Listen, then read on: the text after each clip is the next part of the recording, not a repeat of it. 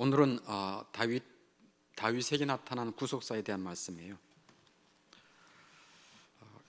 구약 성경은 한결같이 예수 그리스도를 증언하고 있습니다. 그거는 알고 있죠? 구약 성경은 한결같이 예수 그리스도를 증언하고 있어요.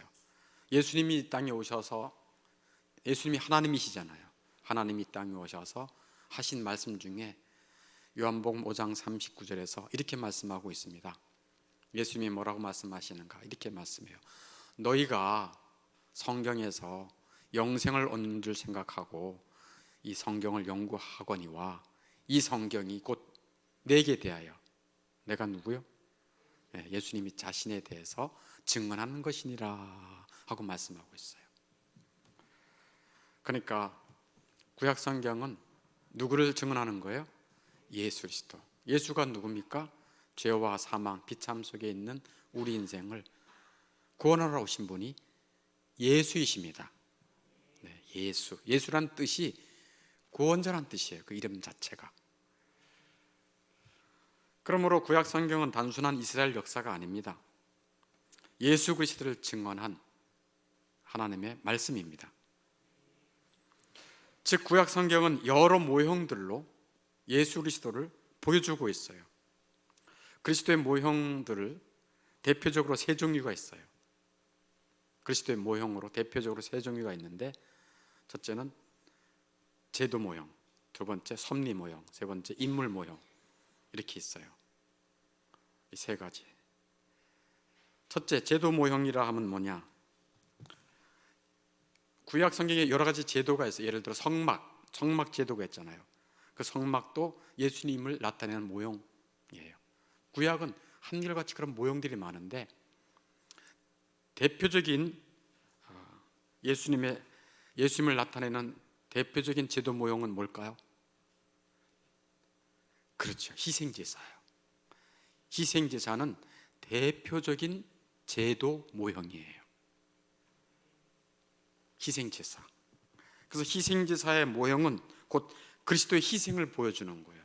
희생제사 뭔지 알죠? 제사 드릴 때 양을 잡아 드림으로 속죄를 받고, 그 다음에 속죄의 피를 보고 하나님의 은혜, 하나님의 자비가 이렇게 내려온다는 그 희생제사잖아요. 그러니까 희생제사의 모형은 그리스도의 희생을 나타내 주는 거예요. 즉 예수님의 십자가 희생으로 어떤 죄인이라도 용서받고 어떤 악한 자라도 하나님의 자비를 받는다는 말씀인 것입니다. 이게 제도 모형이에요. 가장 대표적인 모형이 뭐라고요? 희생제사. 두 번째 섭리 모형이 있어요. 섭리 모형. 섭리 모형은 애굽에서 이스라엘 백성들이 구원받은 사건이에요. 지지난주까지 했습니다. 이스라엘 백성을 애굽에서 구원하신 사건은 그리스도의 구속에 대한 최고의 모형이에요. 가장 탁월한 모형이에요. 그렇잖아요. 애굽 땅 종되었던 집에서 내가 너희를 구원해냈다. 애굽 땅이라 하면 무슨 땅? 우상숭배의 땅. 종되었던 집이라면 무슨 집? 비참한 죄의 종살이에서 구원해내시는 거예요. 그러면 섭리 모형의 최고의 모형은 뭐예요? 이스라엘이 애굽에서 구원받은 사건이에요. 이게 섭리 모형이라고 말할 수 있어요. 세 번째는 인물 모형이에요. 인물 모형. 어떤 인물을 통해서 예수님을 나타내 주는 거거든요. 근데 다윗은 대표적인 인물 모형이에요. 그 중에서도 다윗은 구약의 많은 인물들 가운데 대표적인 인물 모형이 누구다? 다윗이다. 그래서 다윗을 통해 나타난 구속사를 오늘 말씀드리려고 그래요. 따라서 그리스도는 구약 선지서가 많잖아요. 구약 선지서에서 자주 다윗으로 지칭이 돼요. 누가? 그리스도가. 그래서 아까 우리가 읽었던 이사야 11장 1절에 보면 이새의 줄기에서 한 싹이 나겠다. 이새가 누구예요? 다윗의 아버지잖아. 한 싹, 한 후손이 나와서 그 다윗이 이제 결실하고 하나님의 구원자로 오실 것이다 라는 것을 말하고 있어요. 이사야 선지자도 그렇게 예언하고 있고, 또 예레미야 23장 5절도 우리가 아까 읽었죠. 보라, 때가 이르리니 내가 다윗에게 한 의로운 가지를 일으킬 것이라. 그가 왕이 되어 지혜롭게 세상을 다스리며 세상에서 정의와 공의를 행할 것이다 라는 말씀을 아까 우리가 살펴봤어요. 또 에스겔서 34장 23절 보면, 조용히 들어보세요. 내가 한 목자를 그들 위에 세워 먹이게 하리니 그는 내 종 다윗이라. 그러니까 목자, 양을 치는 목자를 세우겠다. 근데 그 목자를 누구를 세우겠다는 얘기예요? 내 종 다윗을 세우겠다. 양을 치는 목자. 예수님은 오셔서 내 양들 그랬죠. 그러니까 자기를 따르는 양들의 영원한 목자가 누구다? 그리스도인 것을 말씀하고 있는 거예요.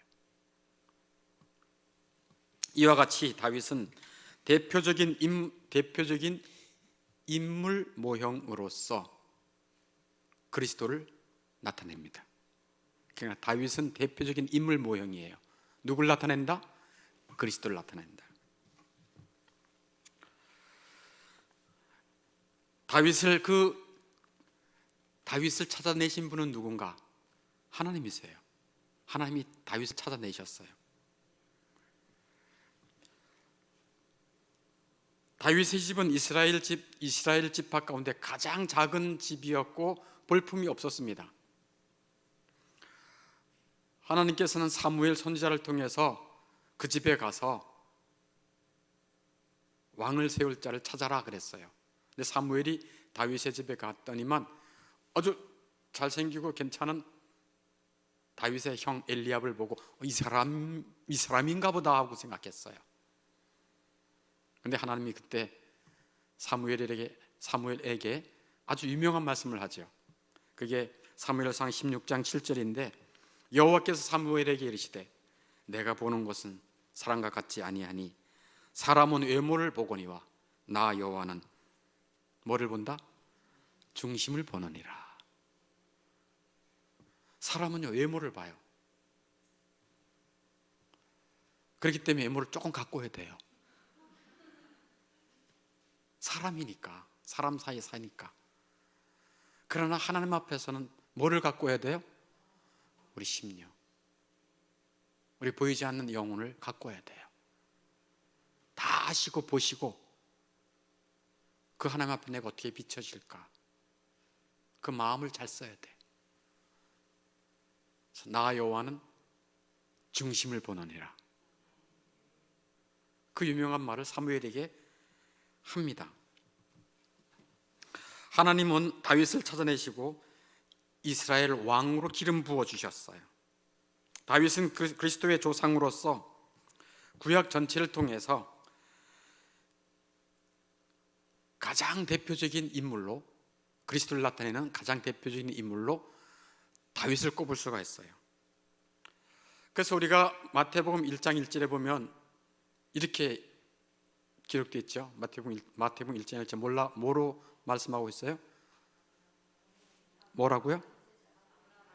아브라함과 다윗의 자손 예수 그리스도의 계보, 족보다 이렇게 말하고 있죠.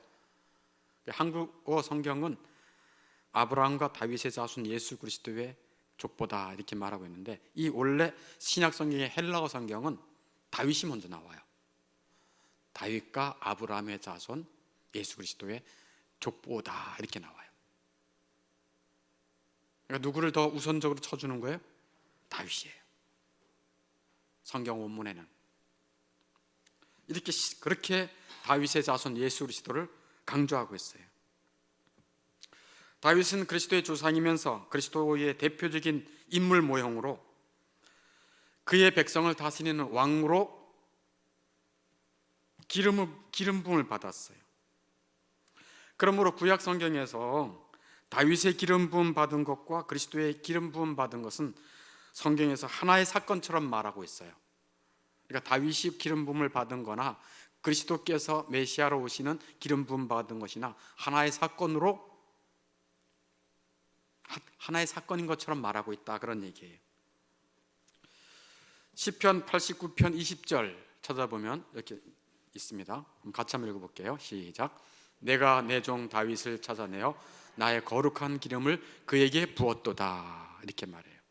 내가 내 종 다윗을 찾아내요. 하나님이 다윗을 찾아내는 거예요. 그러니까 구원의 시작은 사실 하나님께부터 시작되는 것입니다. 찾아내요. 어떻게 하든지 찾아내요. 그래서 나의 거룩한 기름을 다윗에게 부었도다라고 말해요. 이 다윗은 누구를 모형이라고요? 그리스도의 모형이죠. 그래서 예수님도 기름 부음을 받고 이 땅에 이제 그리스도가 되죠. 하나님께서 다윗의 사울 왕의 뒤를 이어서 하나님의 나라를 다스릴 다윗에게 이제 기름 부음을 부은 사건은 아주 획기적인 사건이에요. 획기적이다라고 한 얘기는 영어로 remarkable, 굉장한 사건이다라는 거예요. 엄청난 사건이다, 획기적이다. 뭐가요? 사울 왕을 패하고 다윗에게 기름 부어서 그의 백성을 다스리게 한 기름 부으신 사건은 획기적인 사건이다라는 얘기예요. 왜 그런가 하면 하나님은 사람들의 눈에는 능력 있고 외모도 훤칠하고 싸움도 잘하는 키 큰 장대한 사울 왕에게서 왕위를 빼앗아서 가장 낮고 초라한 집안의 다윗, 멸시받을 만한 모습을 가진 막내, 8번째 아들 중에 막내, 쳐다보지도 않았던 막내 다윗에게 사울의 왕관을 씌워주셨어요. 왕위를 주셨다, 그런 얘기예요. 그러니까 사람이 보는 것과는 다른 거예요. 이로써 하나님은 그리스도가 모양도 없고 풍채도 없고 사람들에게 멸시받을 만한 모습으로 오셔서 땅 위의 위대한 왕들로부터 권세를 빼앗아 그리스도를 만왕의 왕으로 세우실 것을 보여주시는 것입니다. 참 놀라운 일이 아닐 수가 없어요. 강력한 사울의 왕위를 빼앗아서 다윗에게 주실 뿐만 아니고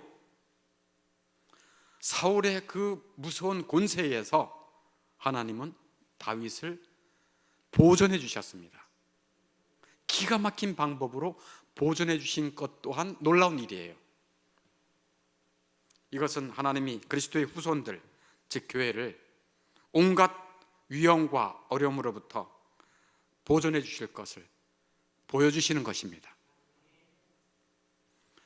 그리스도의 후손, 즉 그리스도 안에 있는 자들은, 그리스도를 믿고 따르는 자들은 그리스도가 얼마나 권세가 있고 얼마나 자비로우십니까?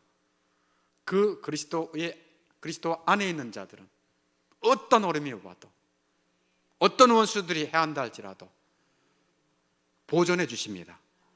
그걸 보여주시는 거예요. 다윗의 보존은 지금까지 어떤 사실보다 훨씬 더 주목받을 가치가 있어요.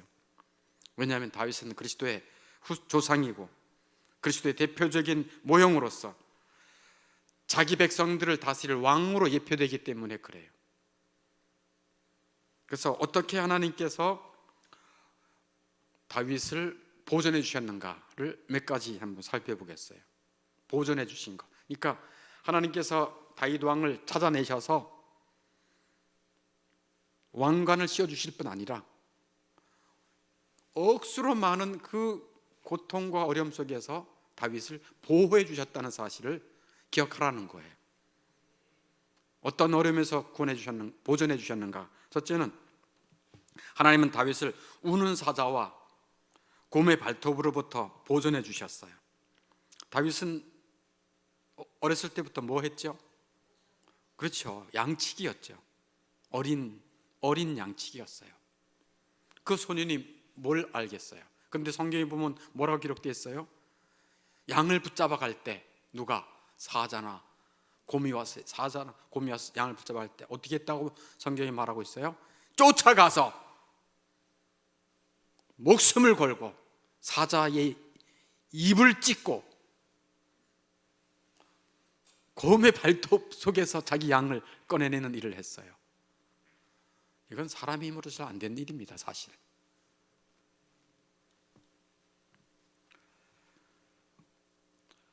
그의 양을 사자나 곰이 물어갈 때 다윗은 몸을 던져서 싸웠습니다. 이때 하나님의 기적적인 도움이 아니었다면 다윗의 몸은 산산조각 났을 거예요. 싸움이 안 됩니다. 어떻게 그 큰 곰과 사나로운 사자의 그 이빨에서 발톱에서 살아남을 수 없어요. 산산조각 났을 거예요. 누구의 도움이 아니었다면, 하나님의 기적적인 손길과 도움이 아니었다면 이미 그는 죽었을 거예요. 마찬가지로 다윗의 후손으로 오신 그리스도도 자기를 잡아먹으려고 오는 우는 사자 같은 마귀로부터 보존받았습니다. 그리스도는 그의 사자의 입속으로 들어가던 양들을, 자기 양떼들을 구원해 내실 것입니다. 그게 그리스도의 권세예요. 그래서 첫 번째는 다윗은 우는 사자 곰의 발톱으로부터 보존받았다. 두 번째는 하나님은 막강한 골리앗으로부터 다윗을 보존해 주셨어요. 뭐로부터요? 골리앗으로부터. 싸움이 사실 안 됩니다. 이것도 다윗과 골리앗은 싸움이 안 됩니다. 골리앗은 다윗을 잡아다가 박살낼 수 있는 괴력을 가지고 있었어요. 게임이 안 됩니다. 그러나 하나님은 다윗을 골리앗으로부터 보존해 주셨습니다. 하나님은 다윗으로 하여금 골리앗의 칼로 골리앗의 머리를 자르게 하셨고 하나님의 백성을 구원하게 하신 것입니다. 이 세상의 하나님의 백성들은요, 즉 예수님을 따르고 겸손해져서 주님만 의지하는 자들은 양떼들이, 양이라 그러거든요. 양은 이리가 가득하고 무서운 짐승들이 있는 세상에서 살아낼 수가 없습니다. 세상은 골리앗보다 더 강력합니다. 보이지 않는 우는 사자와 같은 마귀 역사도 커요. 그런 속에서 하나님이 보존해 주셔야 하나님의 백성들은 승리할 수 있는 것입니다. 이런 것들을 보여주시는 거예요. 그래서 둘째, 하나님은 막강한 골리앗으로부터 다윗을 보존해 주셨다는 사실이에요. 이것은 그리스도 자신이 자기의 무기인 십자가를 가지고 영적 골리앗, 원수들과 악한 마귀들을 죽이고 물리치고 자기 백성을 구원하시는 것과 같은 것입니다. 세 번째, 사울 왕은 다윗을 죽이려고 온갖 괴계를 다 사용했어요.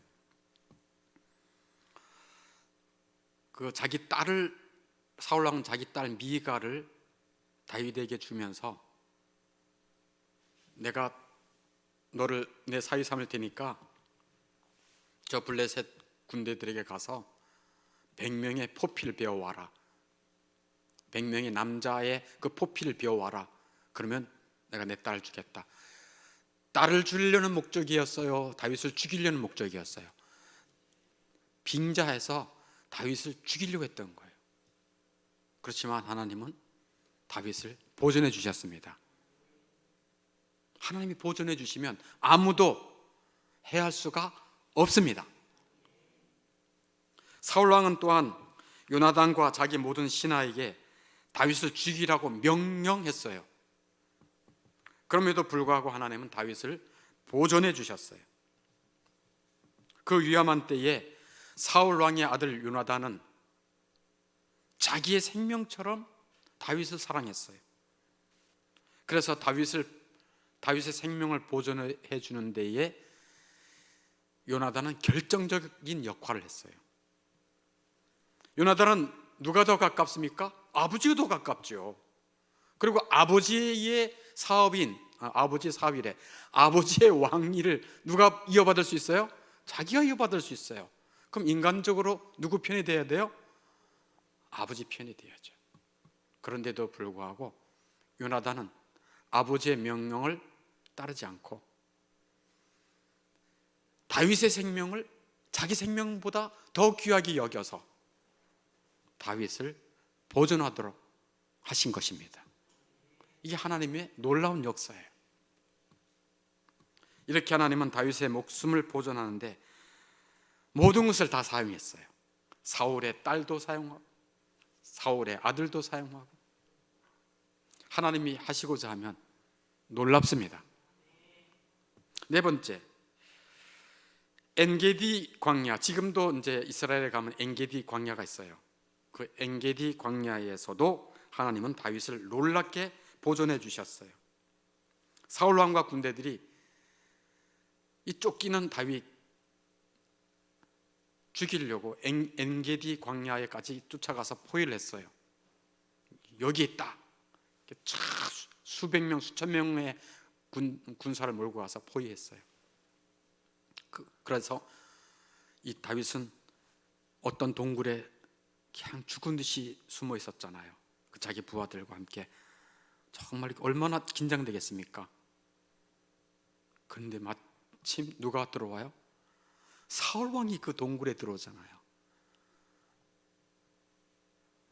졸지에 죽일 수도 있어요. 근데 동굴에 들어와서 뭐 보러 왔어요? 용변 보러. 용변 보러 왔대요. 큰 거. 보러 왔을 때 얼마나 무장이 해제됐잖아요. 죽일 수 있었어요. 그렇지만 그의 목을 자르지 않고 그의 옷자락만 자르고 나가잖아요.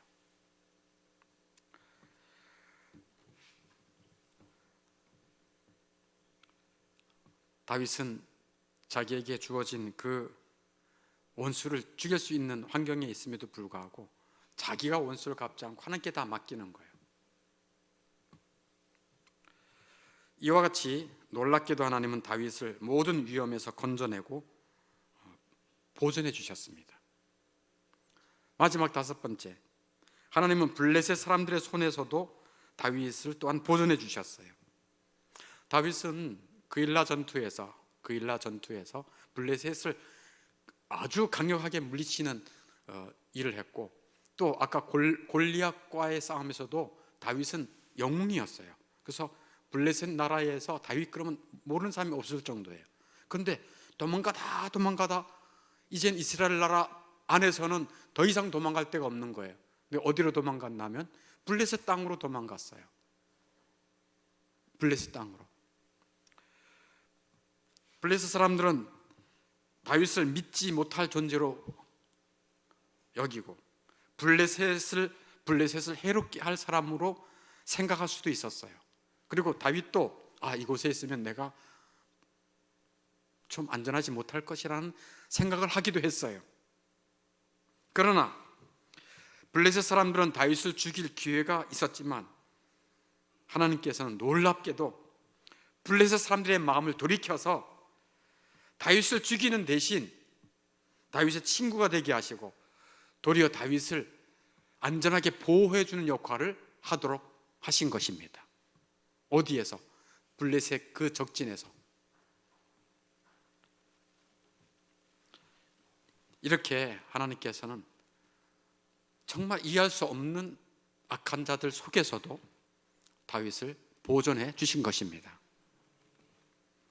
악한 자들이, 즉 사울과 그의 군대들, 또 다윗의 측근에 있었던 그런 사람들도 다윗을 많이 배반했거든요.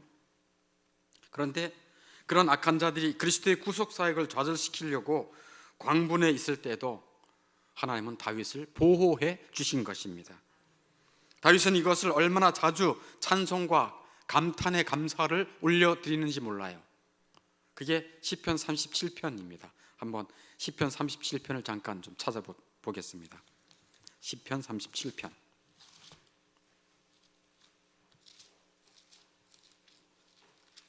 시편 37편.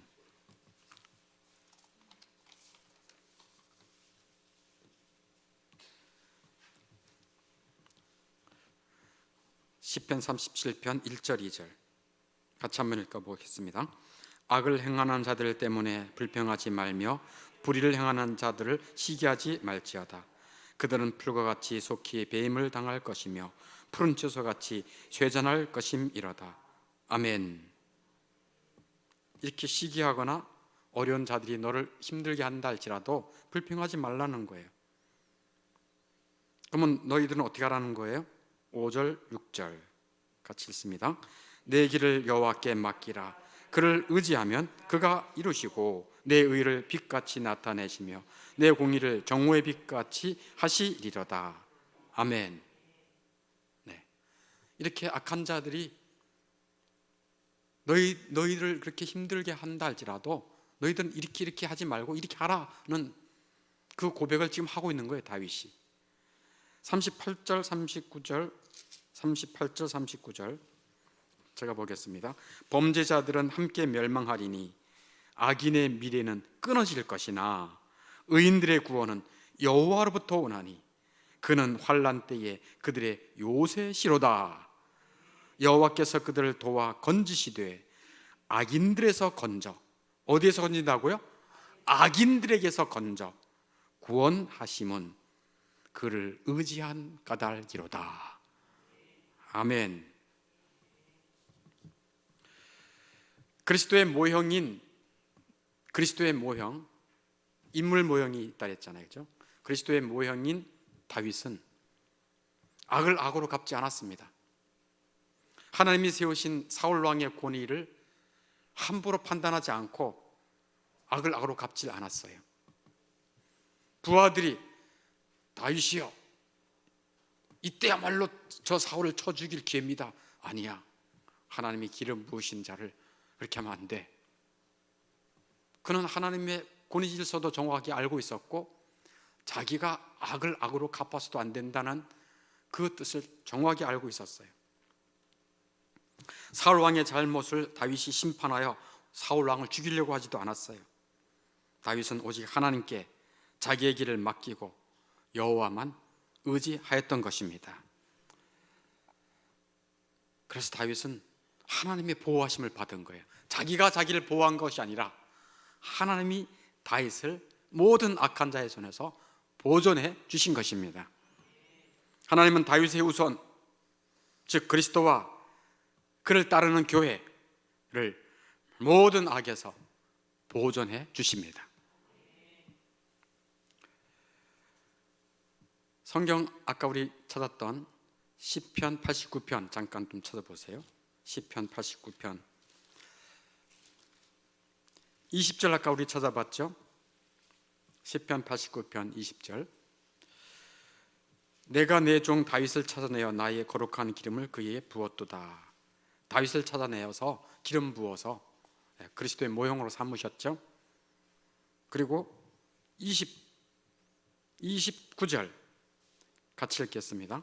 또 그의 후손을 영구하게 하여 그의 왕위를 하늘의 날과 같게 하리로다. 아멘. 그의 후손, 다윗의 후손은 곧 누구의 후손이에요?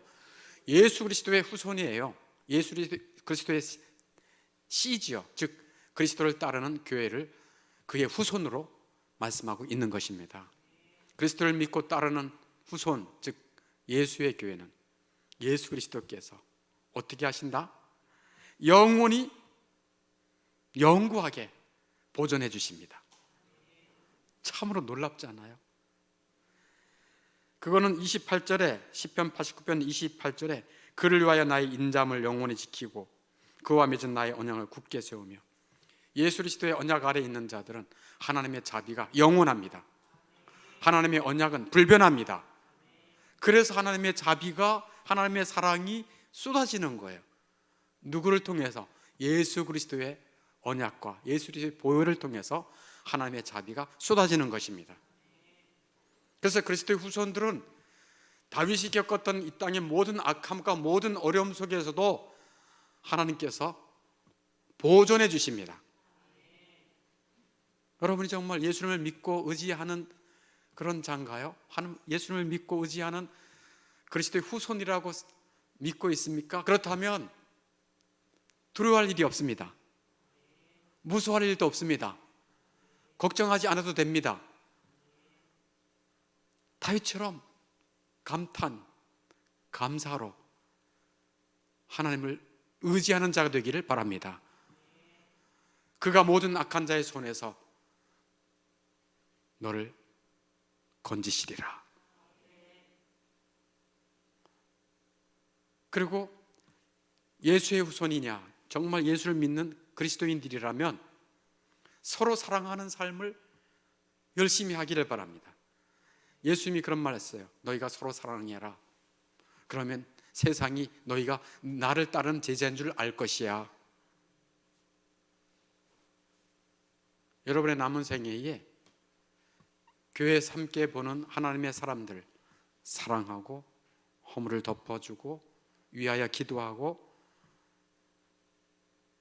섬기고 돌볼 수 있기를 바랍니다.